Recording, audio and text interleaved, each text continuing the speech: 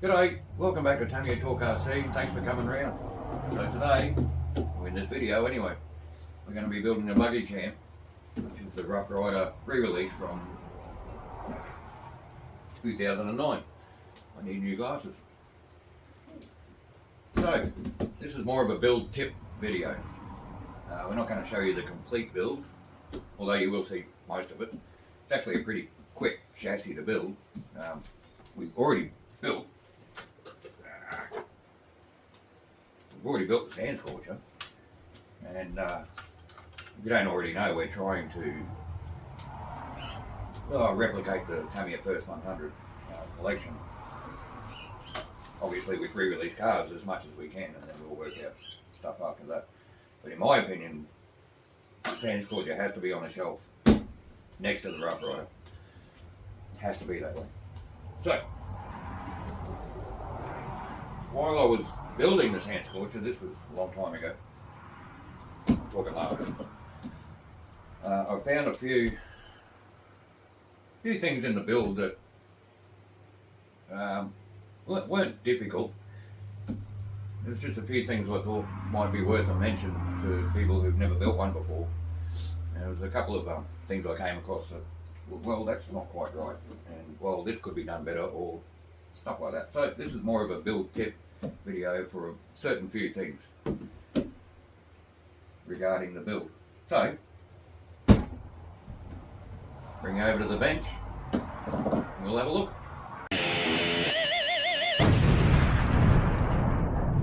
Okay, first of all, the best part of any SRB chassis, well, any Tamiya build, really, for me,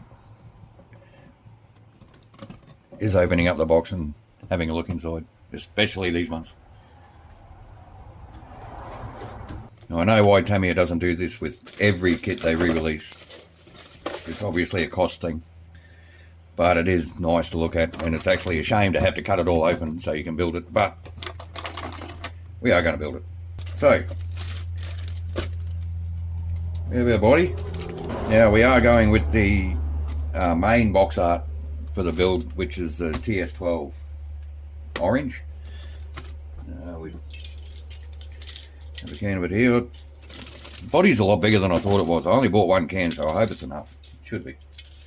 But we are going with the orange for the body. All the rest of it is just completely stock build. Nothing special about it, apart from what it actually is. So let's get all these parts out of the box. Won't bore you with that. We'll get the bench set up, and we'll start building. Okay, so we've nearly got everything out of the blister packs and the boxes and all the hardware, but we got to share this, surely. The obligatory tyre sniff. The front and rear here. Zach, you're younger, you can have the smaller one. Have a go at that. What do you reckon? That's definitely 2009 vintage. You can't drink it. Don't have too much. Okay, have some more. Okay. We'll bring you back shortly. Alright, so we have most of our parts laid out, ready to go for the first few steps anyway. We will be using the Tamiya toolkit, but can you see that? Yeah. It does come with Allen keys and the standard Tamiya box wrench to ward off any non-Tamiya cars. Keep them handy because they actually do come in handy during the build. You can't do the whole build just with these. The same goes for a few other cars. So first tip, as anybody knows, or anybody who's built one, this BH1 shaft needs to be pressed into this final gear. It is a press fit, but ideally you would press that in instead of just trying to flog it in with a hammer, because that's when you start doing damage. Now, with the sand scorcher, it actually turned out to be pretty simple compared to some of the other videos I've watched. So that's just sitting in there at the moment, and I can actually pretty much, actually I just push that all the way in just with my thumbs. that needs to go a little bit more. So what we can do is have a couple of 1/4 inch long sockets here. All right, I've got a larger one that will sit on the bottom of that gear, and a smaller one to sit on the actual brass hex. Now you can do this, okay, I'll be back. You can do this up against the bench, but what you really need to do is just push that gear all the way home into that hex, sorry, all the way home into that gear. So just a couple of light taps, that's it, she's all the way home. So it's really not that difficult. A lot of people seem to have trouble with that. You do have to make sure you get it in the right way though. You see here, either side of the hex, you've got a short side and a long side. Make sure the long side goes through the gear, not the short side. Okay, so we got all the parts together we need to get this gearbox assembled. Actually, Zach, can you take out these 7 screws, 3x18s?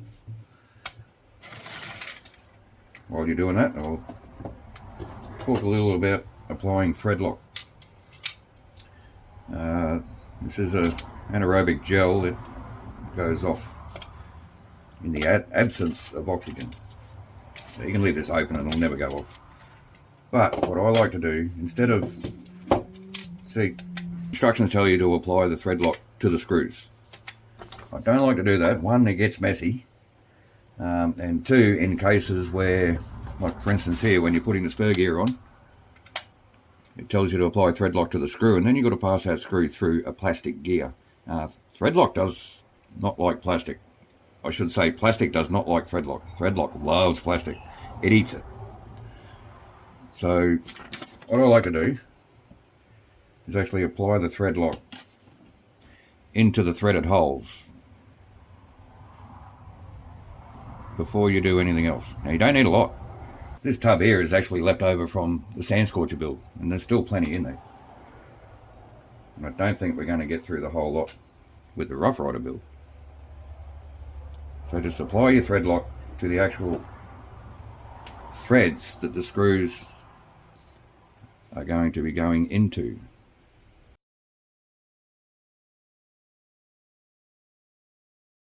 So we have Threadlock in all the threaded holes now. It's still a bit messy, so just wipe off the excess with a rag. I've just got a bit of a tissue. Wipe off the excess. That keeps everything nice and neat and tidy, and you're not going to be spreading Threadlock everywhere when you're trying to feed screws through holes to put everything together. And it's not going to contact any plastic. I've got a couple of plastic gears in the gearbox housing here. So that's my little tip on Threadlock. So we can get this transmission together, which is really just a simple case of dropping everything in. Do take note of this counter gear. It's offset. It does only go in one way. I think it goes in that way. And there is your SRB transmission. Couldn't get more simple. Obviously a spool doesn't have a differential. Now, instructions also tell you to grease up the gears as you're putting them in. I don't like doing that. Again, things just get messy. So once all the gears are in there, just throw your grease on and just give the gears a turn as you're doing it. Everything is greased up. Everything is pretty. And that's all you need for that. So now we can put our 2 transmission halves together. We can button up all the screws. So another tip, real quick one.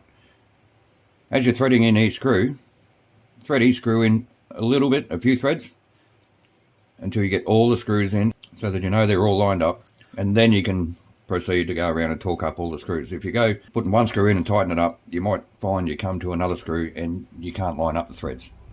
So make sure all the screws are threaded in first, loosely, and then go around and tighten them all up.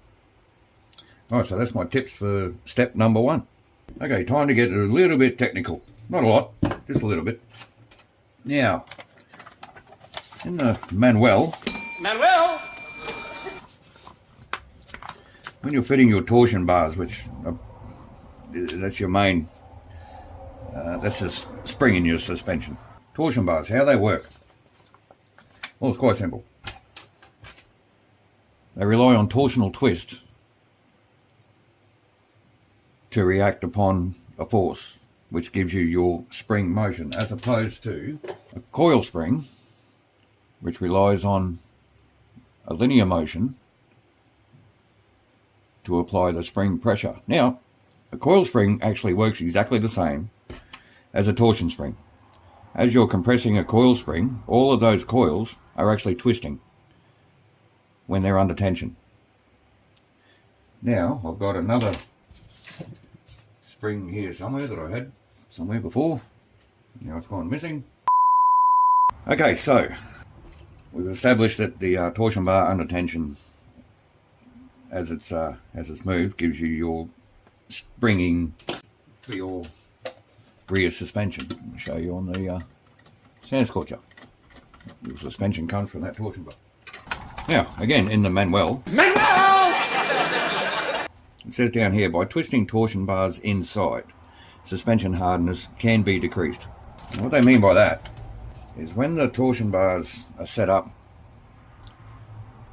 in the vehicle, they're locked by these tabs on the end inside your swing arms. And these two parts are locked together with a, what they call a torsion bar pipe. And there it is. Thanks, Zach. That pipe holds those two ends of your torsion bars together, and the swing arms act upon these two tabs to give you that rotational force, which gives you your springiness. Now, what they mean by twisting the torsion bars to reduce your spring rate, what they actually want you to do, those pliers there, mate, what they actually want you to do, now I'm not going to do it because I don't want softer suspension, they want you to basically deform the spring.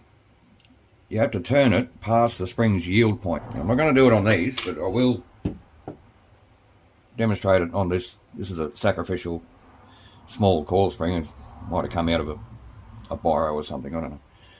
Right, it'll compress and go back to its original shape. It'll expand to a certain point and go back to its original shape. Now, what happens when you overstretch it? It has gone past its, you see it? It's gone past its yield point, which means it hasn't returned back to its natural form, which is what they're asking you to do with your torsion bars to make your suspension softer. I've never done it. I've seen it done, and it does work. But that means your suspension is permanently softer. You can't make it harder again. You can twist these bars back. I wouldn't go doing that too often. I'm guessing this is spring steel, and spring steel doesn't like to be taken past its yield point too many times. They tend to break.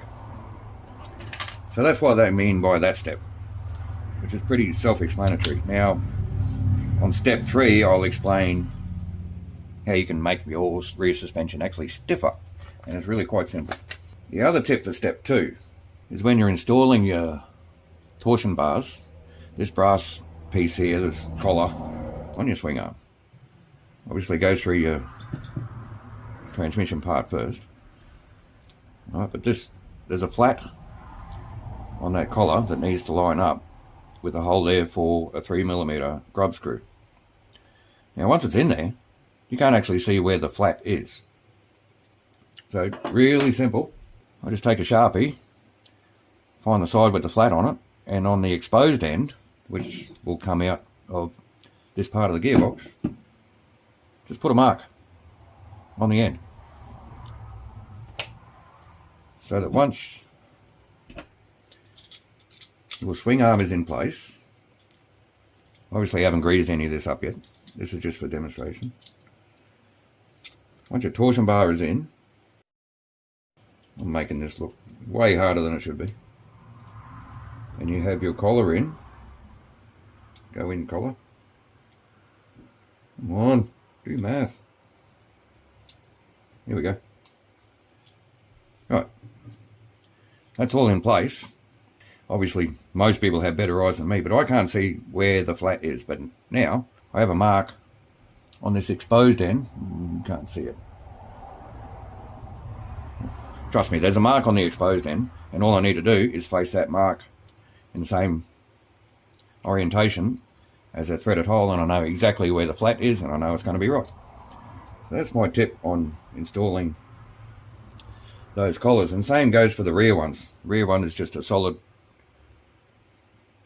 piece that sits in, and you can do the same thing, just mark. These ones are a little bit easier. You can just set that in and mark where the flat side is, put your grub screw in, apply your thread lock, put your grub screw in, and you know it's going to be right. So there's the other tip for step number 2.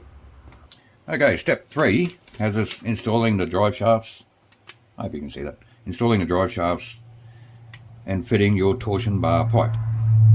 Right, now drive shafts. When I built the sand scorcher, I did it exactly to the plan, exactly how they showed it. And when it come time to put the rear hub adapters and the wheels on, one of the wheels just felt like it wasn't tightening up. It was getting tighter, but it felt like it wanted to go much more. And what I discovered was one of the drive shafts was actually inside the universal joint too far, and the wheel nut wasn't bottoming out on the actual shaft. It just wanted to keep tightening up, which felt like it was bending this hub adapter. So what I ended up doing was, if you well, let's put our bearing in. If you put your shaft in, get one of your drive pins from the kit, which are hard to pick up, and you've got to kind of have 3 hands for this. But now you can do this with the wheels that come in the kit if you don't have any other wheels, right? All you have to do is mock up one of the rear wheels. You just need the center section of the wheel and the inner portion of the wheel. Just with even 1 screw will do it, maybe 2. Just so that you can line it up on that hub. I need a wheel nut too, please, mate, and a wheel nut tool kind of thing. But I have a wheel already made of our Pajero project. So we are just going to fit all this together so it lines up with the hub. I know you're not going to be able to see a lot of this. Then we are just going to screw on the wheel nut until you can feel it stop where it wants to be. And where it wants to be is exactly where it wants to be positioned in that uni joint. So once you have that established, you can just go ahead and tighten up the grub screw on your uni joint, and now you know that that shaft is set at exactly the right length. There's no play, everything's nice and tight, everything moves. Now you just repeat that for the other side, and Bob's your auntie. Right. Now we have our drive shafts in. We know that they're exactly the right length because we already fitted them to the wheels, with the wheels, to exactly where they wanted to be. Now this torsion bar pipe, where is it? Here it is. A little bit of brass pipe. You can see it's bent into a V, and it simply just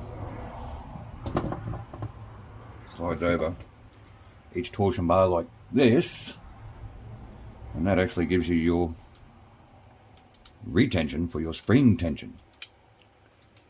Now if you want more spring tension, and I think we might, because the sand scorcher, after it was built, if you're not going to see this way out there, but you put a little bit of pressure on and the car stays down. There's not a lot of spring tension there. Now we haven't actually driven this car yet. We haven't even had electronics in it yet. We're kind of waiting for the Rough Rider to be built so we can drive them together. There's not a lot of spring tension there. I don't know how it's going to affect that driving. But if you want more spring tension, get yourself another bit of pipe, preferably brass. This is just aluminium, and this is just for the sake of showing you what you can do. Just a straight bit of pipe. We'll put, if I can get this out, a straight bit of pipe. We'll put more preload on those torsion bars, which will give you harder suspension. Very, very simple fix. You don't need to over torque your torsion bars. You don't need to break the yield point. You don't need to do anything like that. So there's a tip for, like I said in the manual, it tells you how to make your suspension softer. It doesn't explain how to make it harder. Now this stuff's pretty easy to come by. You can get it at your local hobby shop, or you can get it online. I wouldn't use aluminium, that's a bit soft. Definitely use brass. I do have some brass pipe here somewhere, I just can't find it, otherwise I'd be doing it. Now apart from the motor, that's your rear gearbox assembled. And I hope there was some helpful tips in there. We're going to go ahead and keep on with the build off camera, because I think the next tip I've got for you is in step 10. All I've written down is spring tension. Ah yes, spring tension again for your front suspension. So we'll get to that. So that's probably the next time you'll see us. We're just going to bang on and finish the rear end of this beautiful, beautiful RC car. And I have to say, this is probably the most enjoyable chassis that I've ever built. I've only built one of them before, this is my second. And it's just, everything about it is just beautiful. Goes together. All hex hardware, all ball bearings. I can't say any more about it. It's just a beautiful thing to build. Okay, see you in step 10. Okay, so I lied. We're not at step 10 yet. We're still at step 4. I kind of explained this in the previous step. It's telling you to apply Threadlock to the screw that goes through the spur gear. Spur gear is plastic. Plastic does not enjoy Threadlock. Most Threadlock anyway. Some Threadlock you can get away with it. So again,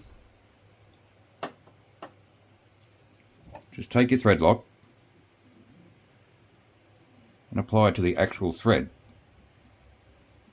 that the screw is going into. Make sure you wipe off the excess. Now we need our dry pin. We need our dry pin. We need our dry pin to stay in there.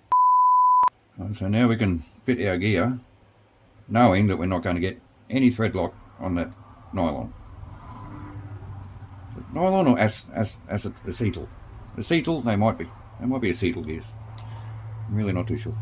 So can I have a M6 cap screw and a, M3x6, sorry. Cap screw and a M3 washer. Thank you, Zach. Okay, so now we can screw the spur gear into place. Now it's interesting, they tell you to apply thread lock on that screw, but not on the grub screw for your pinion. Which I'm going to do it anyway, because it probably is good practice. So, M3 grub screw, please, Zach. And the appropriate tool. I always like to install the grub screws before you install the actual part. Makes things a lot easier, especially with my big dumb hands these days. Makes things a lot easier. So it actually goes that way. So you just line up your grub screw with the flat the shaft of the motor. Now you don't want this. You can see me holding this pinion gear hard up against the gear case. You don't want that. I'm just doing that to hold onto it. So you want a little bit of a gap there. Everything's done. Beautiful. And like I said, install your gears first and then apply your grease. Makes things a lot less messy. Again, you don't need a lot of grease. Right, we're going to install the plastic motor cover. And then maybe we'll see you at step 10. We maybe not. We maybe not. Maybe we will not. Okay, see you then. And we're back. So we've got our uprights done. This is step 10. So we're going to bring down bring you back at step 10. I was going to talk a little bit about these front torsion springs. As it's sitting there, sit you the right way up. That'll be your hardest setting.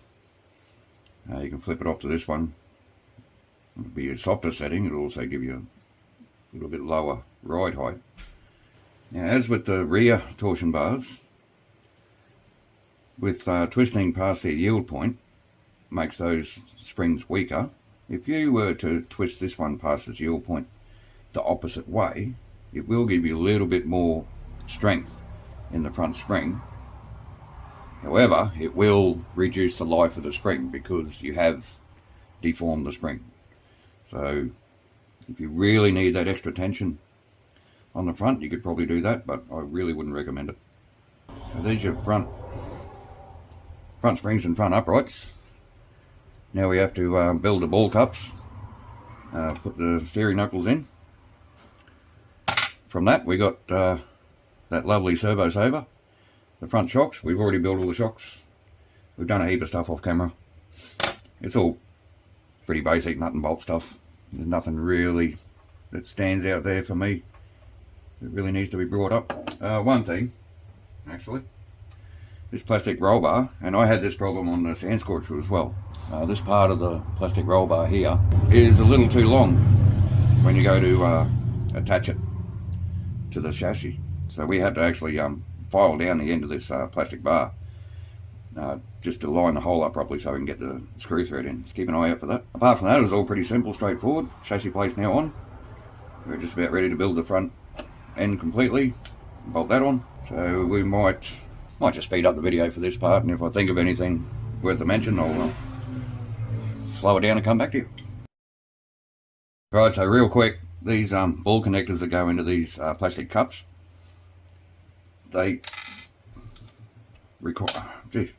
require quite a bit of force to snap them in there, and when they snap in, it actually sounds like they're going to break, but they don't.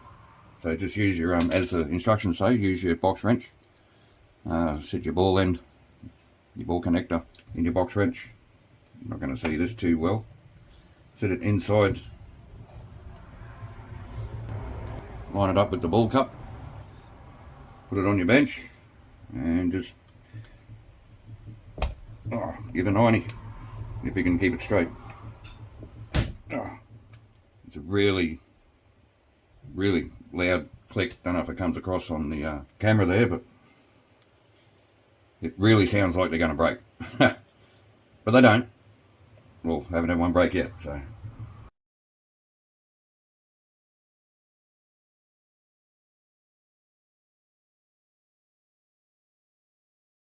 Okay, onto the servo saver, and I'm going to let Zach take care of this one.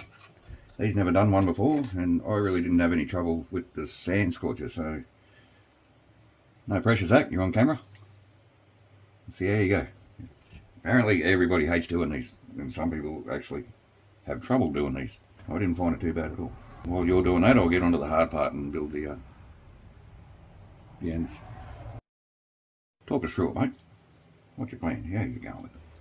Putting these bits on the spring part first, so I don't have to try and stretch them while they're on here, which is working brilliantly. The only real tip I can give for this servo saver is strong fingers. Well, mate, I'm done. Here we go.